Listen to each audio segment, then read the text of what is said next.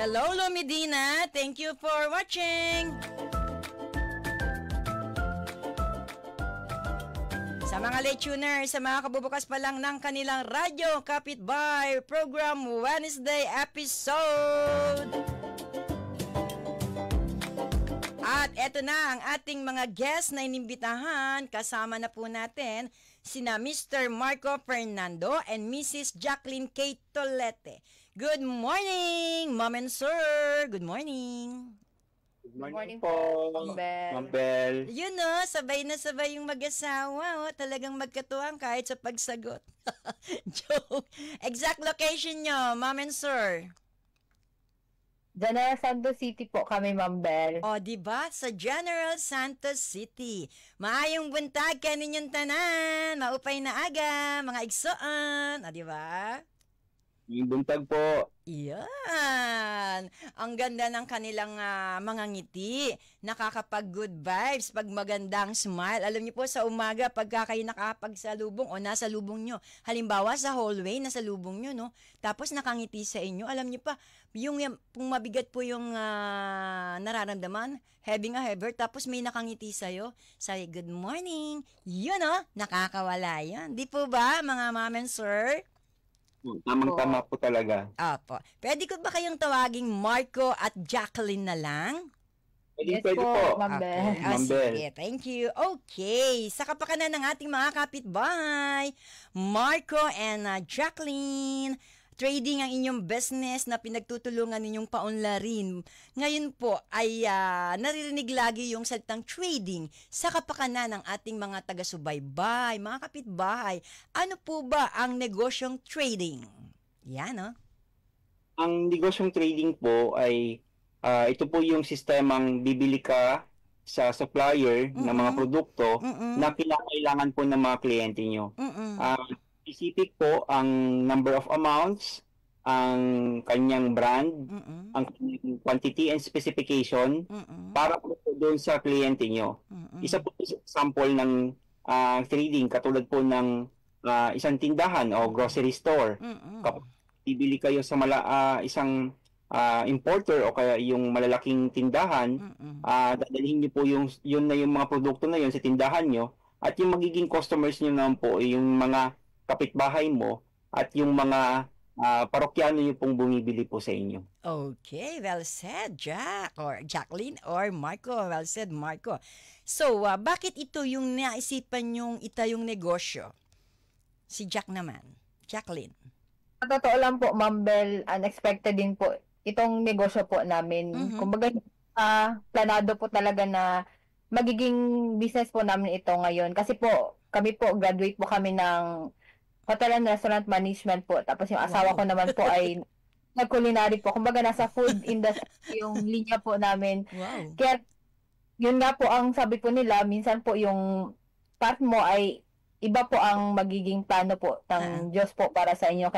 Kaya nag-upisa po kami dito bilang ahente po ng ganitong negosyo hanggang sa na isipan po namin na magtayo na rin po kami ng ganitong negosyo po kasi nakita po namin na malakas po siya sa market po. At ngayon po, tuloy-tuloy po yung ano po namin, ganitong negosyo, at naging successful po kami sa ganito pong negosyo. Kasi dati po, ang plano po talaga namin mag-abroad po kami kasi nga po, HRM graduate po kami. Hindi po kami sa iba po ang path po, kumbaga ang naano po namin ngayon. Ang tinahak nyong landas ay napakalayo sa inyong tinapos na kurso, di ba?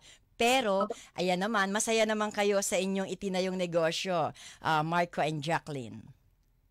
Masayang-masaya po. Okay. So, kailan pa nagsimula yung ganitong negosyo? Pagka-graduate nyo, kayo ay graduate ng Culinary Arts, HRM. Paano nyo ito na itayo? Kailan to nagsimula? May nag-inganyo ba sa inyo? Ito ba ay meron kayong sinundang yapak? Sige nga, kwento nyo mga kapitbahay natin, sa ating mga kapitbahay. 2011 po, nung nagpakasal po kaming mag-asawa, pag ano po na yun is, nag-umpisa na rin po kaming magnegosyo.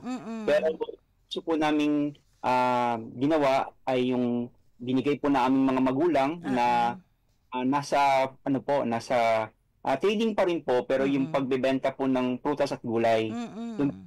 Hanggang sa 2013, medyo nagkaroon po kami ng struggle financially, bumagsak or nawala po yung una po naming negosyo. Hanggang sa iba-iba na po kami ng pinasukan. Meron pong pumasok po kami sa mga networking at kung ano-ano pa. Pumasok naman din po yung asawa ko sa trabaho. Hanggang sa nakilala po namin ang isang ganitong negosyo. Pumasok po kami as freelance agent. Ituloy-tuloy po hanggang 2016. At pagka 2017 naman po, ay binigyan kami ng chance ng dati naming amo na magsarili na kayo dyan sa Jensen at ibibigay ko yung Jensen sa inyo para makapag-umpisa na kayo. Wow. So, 2017 po, naglakas loob po kaming mag-asawa na ang tanging puhunan lang po namin is yung nampisahan po namin na pakikipagkapwa po sa aming pong mga kliyente na hanggang sa ngayon po ay yun ang pinanghahawakan po namin na nagtuloy-tuloy naman po sa awa ng Diyos at binigay po sa amin lahat po ng aming pong mga pinipray po sa Kanya. Wow, very nice. 2011 tapos 2017 nagtuloy-tuloy na sa pamamagitan lang malaking bagay yung magandang relasyon sa pakikipagkapwa-tao, magandang relasyon sa ating mga kapitbahay. Tama, Mark, Jacqueline? Yes po, tamang-tama po. Nabanggit mo kanina, Marco, yung struggles na pagdaanan nyo, yung lahat ng mga obstacles, struggles, hindrances, pagsubok. So, Jacqueline, papaano nyo napagtagumpayan ng mga ito? Yung mga struggles po, hindi po namin siya iniisip as negative impact po sa amin pong negosyo. Kumbaga, nagiging motivation din po ito sa aming mag-asawa po. Para masalo pa po namin paunlarin po ang aming negosyo, kino-convert po namin ito into positive po. At syempre po, sa tulong po ng pagpe-pray po namin, sa gabay po ng Diyos, napapagtanggupan po namin lahat po ng mga pagsubok na dumarating po sa amin pong negosyo. At nagiging challenge po ito sa amin para masalo pa po kaming mag-grow sa amin pong negosyo. At ganun po, individually po sa amin po mag-asawa. Ayun. Pero syempre, di ba Marco, di ba Jacqueline, kapag nagsisimula kayo, meron kayong katuwang. Syempre, meron lang kayong halimbawa ay, ito, katuwang ko, ito, si ganyan, si ganon. Para sa inyo, nung nagsisimula kayo, sino ba talaga yung nandyan sa inyo para maging katuwang nyo, tumulong sa inyo? Sino sila? Ang talagang naging kabady po namin o katuwang po namin, unang-una sa lahat po ng pagtahak namin sa ganitong larangan, ay talagang kaming mag-asawa. Pinagsikapan po namin na, actually po kami po talaga ang first employee ng aming pong negosyo. Ang nasa office, siya po ang nagdo-documents, siya po ang nagre-resibo, ako naman po ang nagdi-deliver. Ako naman po yung nagma-market po outside. So, andyan po talaga kami nung inumpisahan po namin itong negosyong ito. At tulong din po at gabay ng aming po mga magulang, mga kapatid po namin na talagang todo suporta po sa amin. Ano po yung mga struggle na naharap namin kapag naikikwento po namin sa kanila. Ang payo po nila lagi sa amin, mag-asawa, ay huwag kayong sumuko. Talagang nandyan lang naman lagi ang mga struggles, ang mga hirap, hindi mawawala yan. Kaya tinanaw po namin yun lahat ng mga problema as positive way na hindi namin marating ang gusto namin sa buhay kung di namin haharapin yung mga problema na darating pa.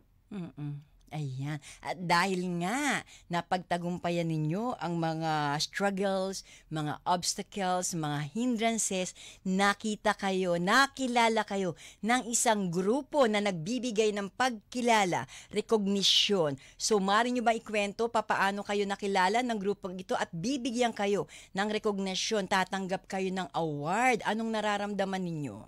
Sige. Sobrang nagpapasalamat po kami kasi po, kumbaga yung lahat po ng mga pinaghirapan po namin simula nung kami pa po mag-asawa hanggang ngayon na may mga kasama na po kami sa opisina.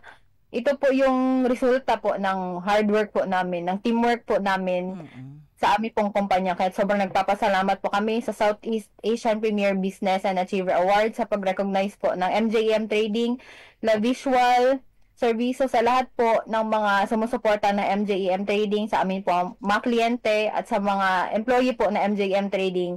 Kung hindi po dahil sa inyo, syempre hindi din po magiging ganito po ngayon ang MJEM Trading. At sa mga nanonood po ngayon ng Kapitbahay, maraming salamat po sa pag-invite po sa amin at sa inyong pong programa.